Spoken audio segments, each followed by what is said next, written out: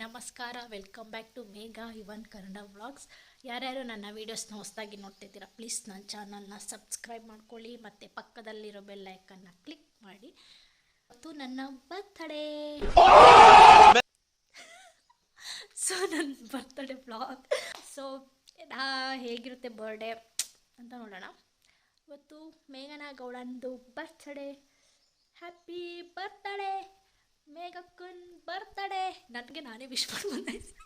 ನಮ್ಮ ಗುಂಡು ನಿನ್ನೆ ರಾತ್ರಿ 10 ಗಂಟೆಗೆ ವಿಶ್ ಮಾಡಿ ಮಲ್ಕೊಂಡಿದ್ದು, ಅಡ್ವಾನ್ಸ್ ಆಗಿ ಅಷ್ಟೇ. ಬೆಳಗ್ಗೆ ಎದ್ದು ಅವ್ರ ಕೆಲ್ಸಕ್ಕೆ ಹೋಗ್ಬೇಕಾದ್ರೆ ಬಾಗ್ನಲ್ಲಿ ನಿಂತ್ಕೊಂಡು ನನಗೆ ವಿಶ್ ಮಾಡೋಗಿದ್ದಾರೆ. ಸೊ ನಾನು ಅವ್ರ ಜೊತೆ ಇವಾಗ 2 ಬಿಟ್ಟಿದ್ದೀನಿ, ಮಾತಾಡೋಣ. ಯಾಕಂದರೆ ಪಕ್ಕದಲ್ಲೇ 10 ನಿಮಿಷ 15 ನಿಮಿಷ ಇದ್ರೂ ವಿಶ್ ಮಾಡಿದೆ. ಆಚೆ ಹೋಗಿ ಅವ್ರ ಸ್ಕೂಟಿ ಸ್ಟಾರ್ಟ್ ಆದಮೇಲೆ ಕರೆದು ವಿಶ್ ಮಾಡ್ತಾರೆ. ಸೊ ಅದಕ್ಕೆ ನಾನು ಅವ್ರ ಜೊತೆ 2 ಬಿಟ್ಟಿದ್ದೀನಿ. ಆ್ಯಂಡ್ ಇವತ್ತು ಹೊರಗಡೆ ಎಲ್ಲೂ ಹೋಗಲ್ಲ. ನನ್ನ ಅನಿಸಿಕೆ ಪ್ರಕಾರ ಹೋದರೆ ದೇವಸ್ಥಾನಕ್ಕೆ ಹೋಗ್ಬಿಟ್ಟು ಬರ್ಬೋದಷ್ಟೇ. ಯಾಕಂದರೆ ಅವ್ರಿಗೂ ಕೆಲಸ ಇರುತ್ತೆ, ಆರ್ಡರ್ಸ್ಗಳು ಬರ್ತಾ ಇರುತ್ತೆ. ಅದರಿಂದ ಅವರು ಕೆಲಸ ಇರೋದ್ರಿಂದ ಹೊರಗಡೆ ಹೋಗೋಣ ಅಂತ ಹೇಳೋಕ್ಕೆ ಆಗಲ್ಲ. ನೋಡೋಣ ಅವ್ರು ಏನು ಪ್ಲ್ಯಾನ್ ಮಾಡ್ತಾರೋ. ಐ ಥಿಂಕ್ ನನಗೊಂದು ಪ್ಲ್ಯಾನ್ ಮಾಡಲ್ಲ, ಯಾಕಂದರೆ ಅವ್ರಿಗೂ ಬ್ಯುಸಿ ಇರೋದ್ರಿಂದ ನನಗೆ ಒಂದಿನ. ಸೊ ನಾನು ಆದ್ರೂ ನಾನೇನು ಕೇಳಲ್ಲ, ಅವ್ರಿಗೆ ಕೇಳೋಕ್ಕೂ ಹೋಗಲ್ಲ. ನೀವು ನನಗೆ ಮಾಡಿಲ್ಲ ಅಂತ ಹೇಳೋಕ್ಕೂ ಹೋಗಲ್ಲ, ಕೇಳೋಕ್ಕೂ ಹೋಗಲ್ಲ. ಸೊ ನೋಡೋಣ ಹೇಗಿರುತ್ತೆ ಈ ದಿನ ಅಂತ. ಇವಾಗ ತುಂಬ ಚಳಿ ಇರೋದ್ರಿಂದ ಬೆಳಗ್ಗೆ ಎದ್ದು ಟೀ ಕಾಫಿ ಕುಡಿಲಿಲ್ಲ ಅಂತ ಅಂದರೆ ಏನೋ ಒಂಥರ ಮಿಸ್ ಮಾಡ್ಕೊಂಡಂಗೆ, ಏನೋ ಕಳ್ಕೊಂಡಂಗೆ ಫೀಲ್ ಆಗುತ್ತೆ. ನಾರ್ಮಲ್ ಡೇಸಲ್ಲಿ ನಾನು ಅಷ್ಟು ಕುಡಿಯೋಕ್ಕೆ ಹೋಗಲ್ಲ. ಈಗ ಚಳಿ ಇರೋದ್ರಿಂದ ಟೀ ಕುಡಿತಾ ಇರೋದು ಅಷ್ಟೇ. ಕಾಫಿ ಕುಡಿಯೋಲ್ಲ ನಾನು ಅಷ್ಟು, ಟೀ ಮಾತ್ರನೇ. ಸೊ ಅದರಿಂದ ಇವತ್ತು ಬೆಳಗ್ಗೆ ಬ್ರೆಡ್ಡು ಮತ್ತು ಟೀನ ಕುಡಿದು ತಿಂದು ನೆಕ್ಸ್ಟ್ ತಿಂಡಿ ಮಾಡೋದಕ್ಕೆ ಹೋಗಬೇಕು. ನಾನಿವತ್ತು ತಿಂಡಿಗೆ ಅಂತ ಅಂದ್ಬಿಟ್ಟು ಚಪಾತಿ ಆ್ಯಂಡ್ ಬೀನ್ಸ್ ಪಲ್ಯ ಮಾಡ್ತಾಯಿದ್ದೀನಿ. ಸೊ ತಿಂಡಿ ಎಲ್ಲ ಮಾಡಿ ನೆಕ್ಸ್ಟ್ ಸಿಗ್ತೀನಿ. ಬೀನ್ಸ್ ಪಲ್ಯ ಮಾಡ್ತಾಯಿದ್ದೀನಿ. ನಾರ್ಮಲಾಗೆ ಎಲ್ಲ ಮಾಡೋ ಥರನೇ ಈರುಳ್ಳಿ, ಮೆಣಸಿನ್ಕಾಯಿ, ಕರಿಬೇವು, ಸಾಸಿವೆ, ಎಣ್ಣೆ ಎಲ್ಲ ಹಾಕಿ ನೆಕ್ಸ್ಟ್ ಬೀನ್ಸ್ನ ಬೇಯಿಸಿಟ್ಕೊಂಡಿದ್ದೀನಿ. ಅದಕ್ಕೆ ಕಾಯಿ, ಕೊತ್ತಂಬರಿ ಜೊತೆಗೆ ಉಪ್ಪು, ಇಷ್ಟೇ ಬೀನ್ಸ್ ಪಲ್ಯಕ್ಕೆ ನಾವು ಮಾಡೋದು. ನಾರ್ಮಲಾಗಿ ಎಲ್ಲರೂ ಇದೇ ಥರನೇ ಮಾಡೋದು, ಬಟ್ ಆದರೂ ಒಂದು ಇಂಟ್ರೊಡಕ್ಷನ್ ಥರ ನಾವೇನು ಮಾಡ್ತಿದ್ದೀವಿ. ತಿಂಡಿ ಸ್ನಾನ ಎಲ್ಲ ಮುಗಿಸಿ ದೇವಸ್ಥಾನಕ್ಕೆ ಬಂದಿದ್ವಿ. ನಮ್ಮ ಗುಂಡು ಇವತ್ತು ದೇವರಿಗೆ ಸೀರೆ ಉಡ್ಸೋಣ ಅಂತ ಅಂದ್ಬಿಟ್ಟು ಸೀರೆ ತೊಗೊಬಂದಿದ್ರು. ಸೀರೆ ಉಡಿಸಿ ಪೂಜೆ ಎಲ್ಲ ಮುಗಿಸಿ ಪ್ರಸಾದ ಇಸ್ಕೊಂಡು ಇವಾಗ ಮನೆಗೆ ಹೊರಟ್ವಿ.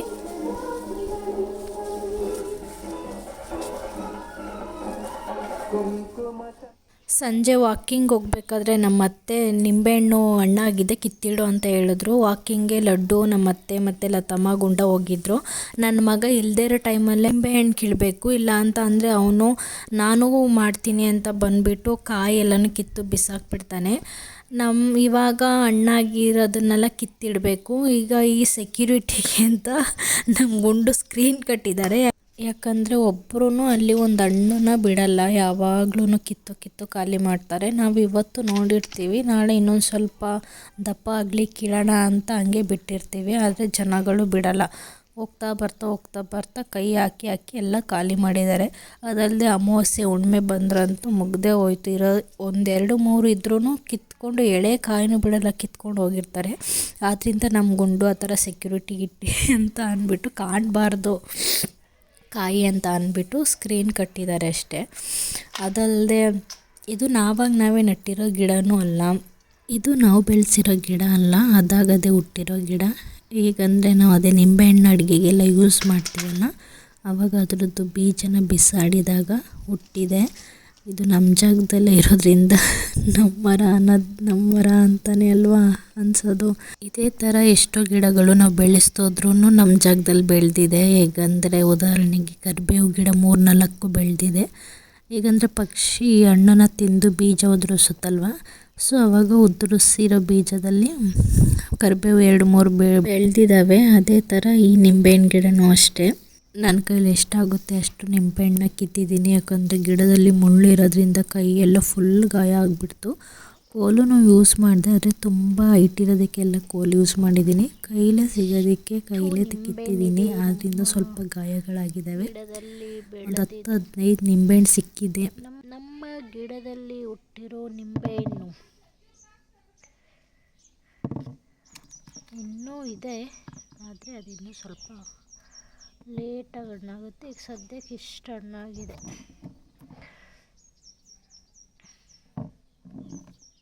ಹಾಗೆ ಸಂಜೆ ಕೇಕ್ ತಂದಿದ್ರು, ಗುಂಡು ಕೇಕ್ ಕಟ್ ಮಾಡ್ಸೋಣ ಅಂತ ಅಂದ್ಬಿಟ್ಟು. ಸೊ ಇವಾಗ ಕೇಕ್ ಕಟ್ ಮಾಡಬೇಕು.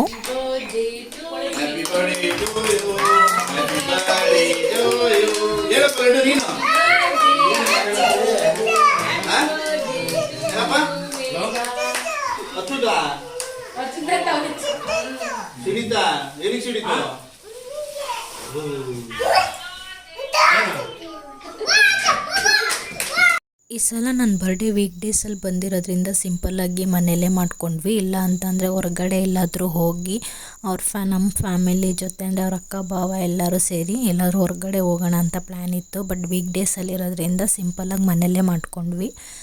ಆದ್ರೂ ಗುಂಡು ಫ್ರೆಂಡ್ಸು ಊರಲ್ಲಿರೋರು ಒಂದು 3-4 ಜನ ಬಂದಿದ್ದರು ವಿಶ್ ಮಾಡೋದಕ್ಕೆ ಅಂತ ಅಂದ್ಬಿಟ್ಟು ಆ ಟೈಮಲ್ಲೇ ಕೇಕು ಕೂಡ ಕಟ್ ಮಾಡಿದ್ವಿ.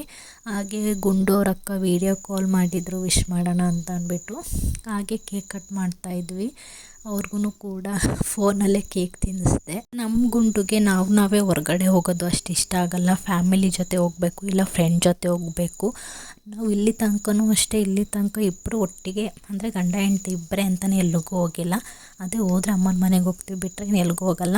ಇನ್ನು ಫ್ರೆಂಡ್ ಜೊತೆನೇ ಮತ್ತು ಫ್ಯಾಮಿಲಿ ಮೆಂಬರ್ಸ್ ಜೊತೆನೇ ಹೋಗೋದು. ನಾವು ವರ್ಷ ಮನೇಲೇ ಕೇಕ್ ಕಟ್ ಮಾಡೋದು. ಬಟ್ ಡಿನ್ನರ್ಗೆ ಅಂತ ಹೊರಗಡೆ ಇಲ್ಲ ನೆಕ್ಸ್ಟ್ ಡೇ ಎಲ್ಲಾದರೂ ಹೊರಗಡೆ ಆ ಥರ ಪ್ಲ್ಯಾನ್ ಮಾಡ್ಕೊಳ್ತಾ ಇದ್ವಿ. ಸೊ ಈ ಸಲ ವೀಕ್ ಡೇಸಲ್ಲಿದೆ. ಸೊ ವೀಕೆಂಡ್ ಬರಬೇಕಂದ್ರೆ 2 ಡೇಸ್ ಕಾಯಬೇಕು. ಆದ್ದರಿಂದ ಕಾದ ನಂತರ ನಾವು ಹೊರಗಡೆ ಪ್ಲ್ಯಾನಿಂಗ್ ಮಾಡಿದ್ದೀವಿ. ಸೊ ಅವ್ರ ಅಕ್ಕ ಭಾವ ಎಲ್ಲ ಓಕೆ ಅಂದಿದ್ದಾರೆ. ನೆಕ್ಸ್ಟ್ ಅಲ್ಲಿಗೆ ಹೋಗ್ತೀವಿ. ಆ ವ್ಲಾಗ್ನೂ ನಾನು ಅಪ್ಲೋಡ್ ಮಾಡ್ತೀನಿ, ತಪ್ಪದೆ ನೋಡಿ. ರಾತ್ರಿ ಊಟಕ್ಕೆ ಅಂತ ಅಂದ್ಬಿಟ್ಟು ಹೊರಗಡೆಯಿಂದನೇ ಬಿರಿಯಾನಿ ತಂದಿದ್ದರು. ಯಾಕಂದರೆ ಇವತ್ತು ಹೊರಗಡೆ ಎಲ್ಲೂ ಊಟಕ್ಕೆ ಹೋಗೋಕ್ಕಾಗಲಿಲ್ಲ ಅಂತ ಅಂದ್ಬಿಟ್ಟು ಹೊರಗಡೆಯಿಂದನೇ ಚಿಕನ್ ಬಿರಿಯಾನಿ ತೊಗೊಬಂದಿದ್ರು. ಯಾಕೋ ಟೇಸ್ಟ್ ಅದು ತುಂಬ ಡಬ್ಬ ಥರ ಇತ್ತು, ಇಷ್ಟನೇ ಆಗಲಿಲ್ಲ ನನಗೆ. ಪುದೀನ ಸ್ಮೆಲ್ಲು ಸಖತ್ತು ಮೂಗಿಗೆ ಹೊಡಿತಾ ಇತ್ತು. ಕಷ್ಟಪಟ್ಟು ತಿಂದಿದ್ದೀನಿ, ಏನು ಮಾಡೋಕ್ಕಾಗಲ್ಲ ಅಂತ ಅಂದ್ಬಿಟ್ಟು. ಬೇರೆ ದಿನ ಬೇಡ ಅಂತ ಅಂದ್ರೂ ಬಿರಿಯಾನಿ ಚೆನ್ನಾಗಿರೋ ಕಡೆ ಸಿಗುತ್ತೆ. ನಮಗೆ ಬೇಕಾದಾಗಲೇ ಮಾತ್ರ ಈ ಥರ ಡಬ್ಬ ಥರ ಸಿಗುತ್ತೆ. ಅದೇನು ಮಾಡೋಕ್ಕಾಗಲ್ಲ. ಅದು ಆಲ್ಮೋಸ್ಟ್ ಎಲ್ಲರ ಲೈಫಲ್ಲಿ ಇದೇ ಥರ ಅನಿಸುತ್ತೆ. ನಮಗೇನು ಬೇಕು ಅಂತ ನಾವು ಅಂದ್ಕೊಂಡಿರ್ತೀವೋ ಆವಾಗ ಅದೇನು ಸಿಗೋಲ್ಲ. ನಾವು ನಾರ್ಮಲಾಗಿ ತರೋ ಶಾಪು ಕ್ಲೋಸ್ ಆಗಿತ್ತಂತೆ. ಸೊ ಅದರಿಂದ ಬೇರೆ ಕಡೆ ತಂದಿದ್ದಾರೆ. ನನಗೆ ಟೇಸ್ಟಲ್ಲೇ ಗೊತ್ತಾಯಿತು ಎಲ್ಲೋ ಬೇರೆದು ಅಂತ ಅಂದ್ಬಿಟ್ಟು. ಬಟ್ ಏನು ಮಾಡೋಕ್ಕಾಗಲ್ಲ, ತಂದಿದ್ದಾರೆ ಅಂತ ತಿಂದು ಮಲ್ಕೊಂಡ್ವಿ. ಸೊ ಇದಾಗಿತ್ತು ನನ್ನ ಬರ್ಡೇದು ಸಿಂಪಲ್ ಬ್ಲಾಗ್. ಸೊ ಯಾರಿಗೆಲ್ಲ ಇದು ಇಷ್ಟ ಆಯಿತು ಲೈಕ್ ಮಾಡಿ ಆ್ಯಂಡ್ ಸಬ್ಸ್ಕ್ರೈಬ್ ಮಾಡ್ಕೊಳ್ಳಿ ಹೊಸ್ದಾಗಿ ನೋಡೋರು. So thank you.